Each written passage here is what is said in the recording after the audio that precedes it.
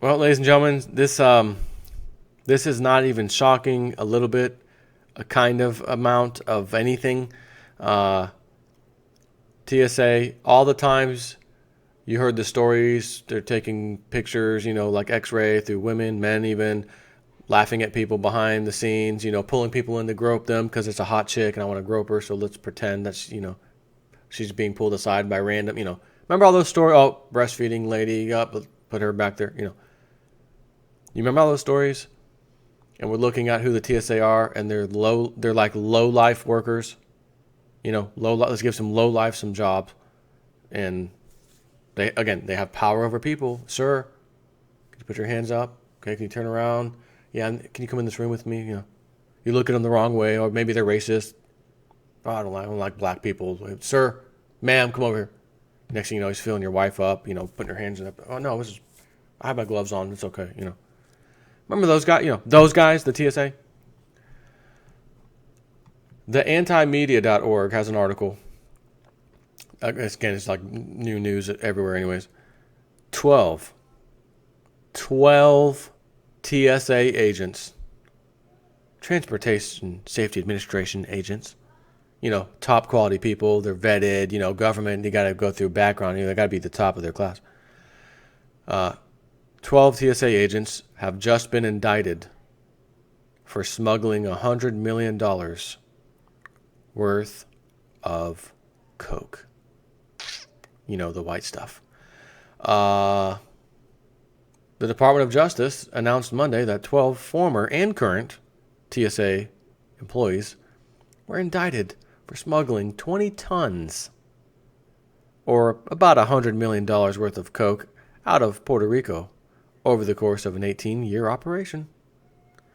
This is not the first time TSA agents have been caught running drugs or breaking other laws. But they're concerned about you. Because remember, you doing this and X-ray. Oh, call the boss over. It looks like he's got a package wrapped around his waist. Let's get him over here. We don't want drug. We're gonna put this guy in federal prison here. You're going to prison, bringing that coke in here. Oh, but the agents had their own deal. Oh, got it. Sorry about that. I didn't mean to step on your turf, guys. Sorry about that. During the course of the conspiracy, the defendants smuggled suitcases, each containing at least 8 to 15 kilograms of cocaine, through the TSA security system at the Luis Munoz Marin International Airport, or LMMIA. Sometimes as many as 5 mules were used on each flight, with each mule checking in up to 2 suitcases.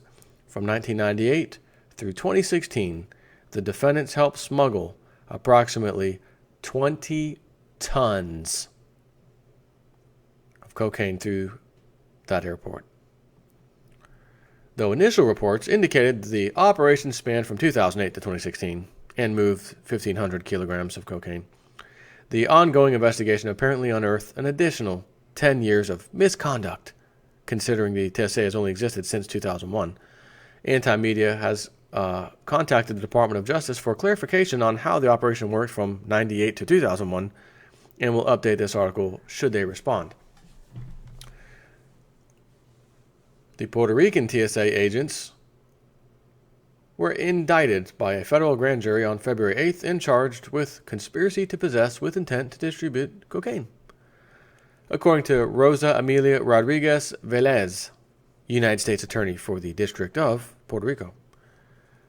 According to the Department of Justice press release, 6 current and former employees, I'm not going to name their names, doesn't matter, all have Spanish last names, by the way, in case you're wondering, worked as TSA screeners who monitored both checked and carry-on luggage. They allegedly smuggled multi-kilogram quantities of cocaine while employed as TSA officers at the San Juan airport.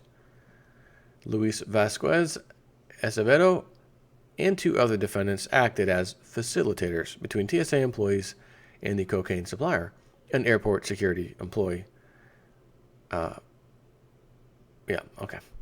Another defendant, Javier Ortiz, worked for the Airport Aviation Services as a baggage handler and ramp employee.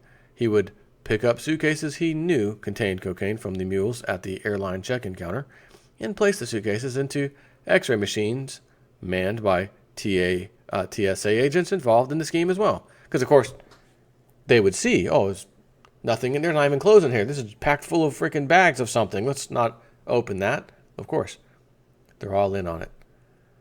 So you run a red light, you run a stop sign, ticket, may have to go to court, explain to the judge what you did. And these so-called, and it's not really law enforcement, but again, they're up there with, they don't arrest people. They don't have law enforcement powers per se. But again, this is more like security, government security at an airport. So does it make us feel better? Oh, so they're, if these people are willing to let that amount of cocaine on board these planes and be shipped all over the place, I bet they really, truly have our safety in mind. I bet they're really concerned about the terrorists that might get on board. These people are trafficking enormous amounts of drugs.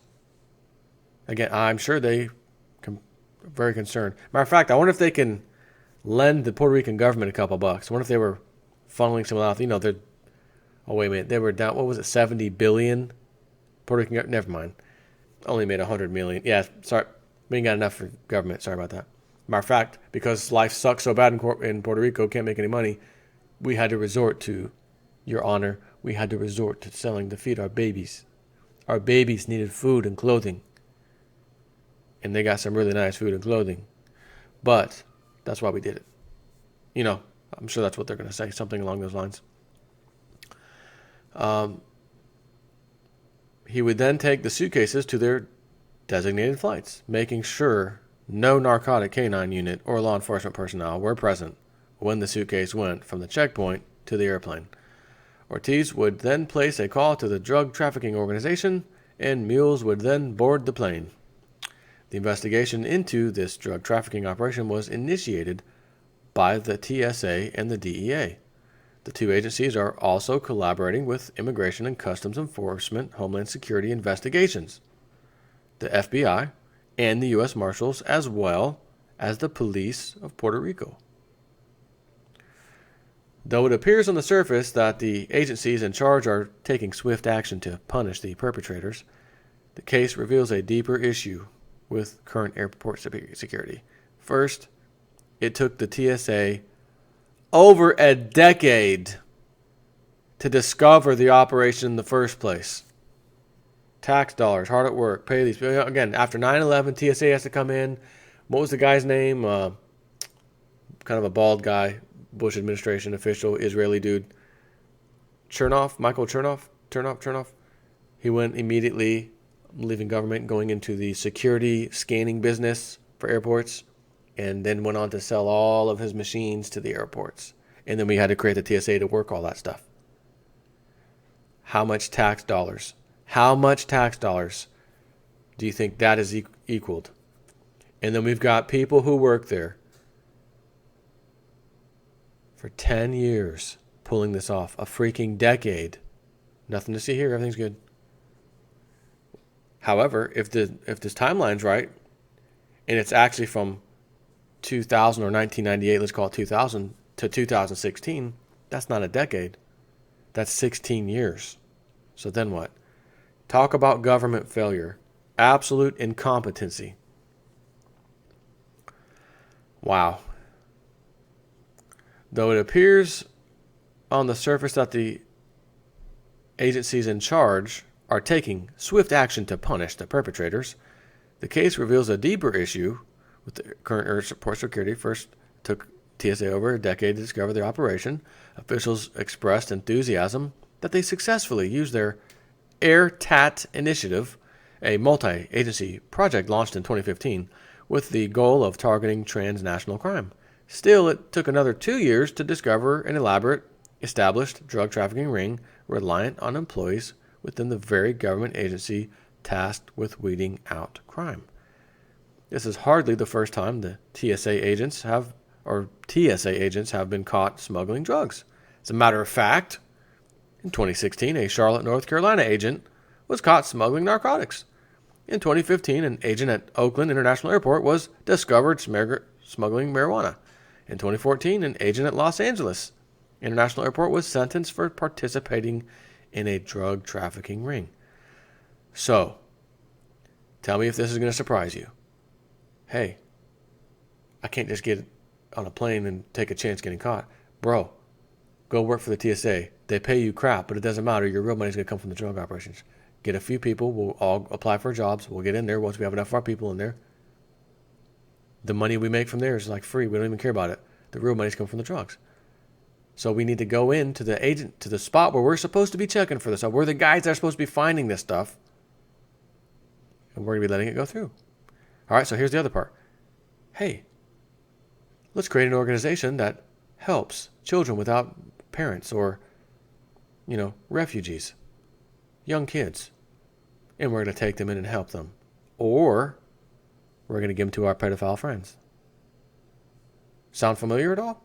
Maybe that some of these agencies, are actually front agencies that don't do what they say because they get to have the hands on. Oh yeah, we're here to protect you. And then you step in and you're being pimped out by somebody. You follow me? Yeah. Okay. Where was I?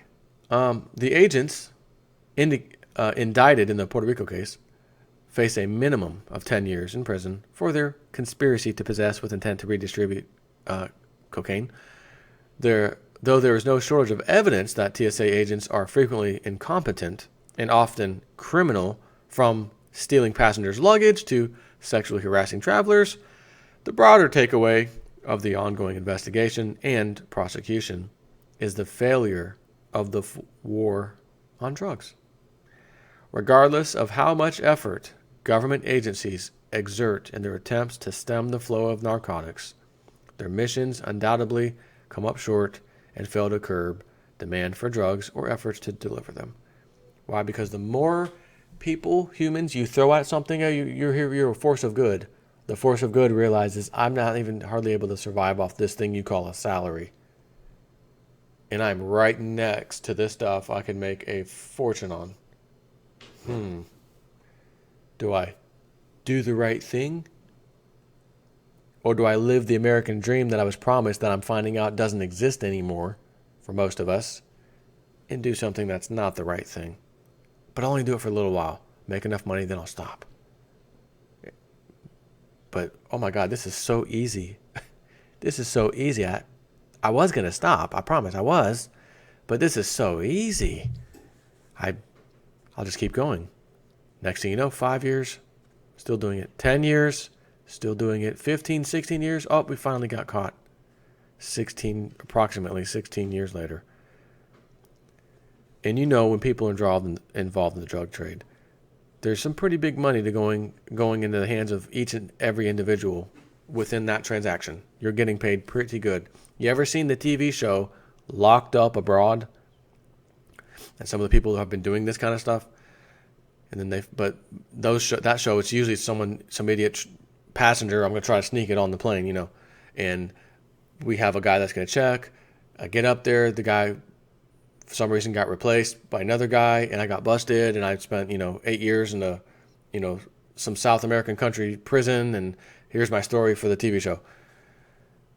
And they always say I was just, the money was great. I was making, he's like, well, back in, 77, this is the salary that you could have got doing normal stuff. And I'm like, I just got to bring this little waistband of black stuff, hashish. That's it. Just a little bit of this. He says, you know how much money I was making off of one run? And it was so easy. I just did it again. I did it again. I was making thousands and thousands and thousands of dollars every time. It was just like, I couldn't stop. And it was working. I had no problems. Every time I'd see the same guy at the gate, he'd let me in. He knew who I was. He knew it was me. Every time. And then one day he's not there. They had to replace him for some reason. His boss had to move him out. And then another guy's there. And I can't just get out of line because now they're going to red flag me. And now I'm in jail. Right? So that was the old way. The new way is everybody involved. So the boss that moved the guy off there, no, the boss is going to make sure he's there now because the boss is in on it too. And his boss's boss is in on it too. And the guy who brings the luggage back, he's in on it. The guy that loads the plane, he's in on it. And then when they unload the stuff, that guy's in on it. And the passenger, so-called passenger, gets his stuff back and goes off to give it to the person he's supposed to give it to. I mean, everywhere you look. If I didn't do so many videos and study this, everything I can get my hands on every day, I wouldn't know about a lot of this stuff. I'd be an average American, blind. I don't know if I want to say sheep, but whatever, just an average person, not, clueless to what's really happening out there. Which makes you think, well, if it's happening all over these places, what about the deep state government, the high levels of government? Oh, well, we already got a taste of that. We saw some of the stuff with Hillary Clinton running. It's there. Bill Clinton and his pedophile friend Epstein in the plane to the, Orgy Island, as they call it. Oh, no, they're just talking business. And Hillary went there a few times herself. What are they doing there? Right? So, again, it's just... I'll end this video by saying I think if we all actually had like a way of tapping into everything, we could all just tap in at any time and know it's the truth because we have some kind of like special brain power, right? Sixth sense. And we got to see, give me all knowing everything we are tapped into. Give me the numbers of all this type of crap that we don't know exists. That's bad. Just percentage of the world's population, how much I think when the number came back, it would probably kill you. You wouldn't believe it was so high. You would not believe it. You would think that the all-knowing powerfulness was hacked with the answer it gave you in your brain. And even if you believed it, I want to go commit suicide now. I think that might be how it ended, if I'm to give you my opinion. Anyways, are you shocked at all? Are you shocked even a tiny bit that the TSA was involved in something major like this? Take care.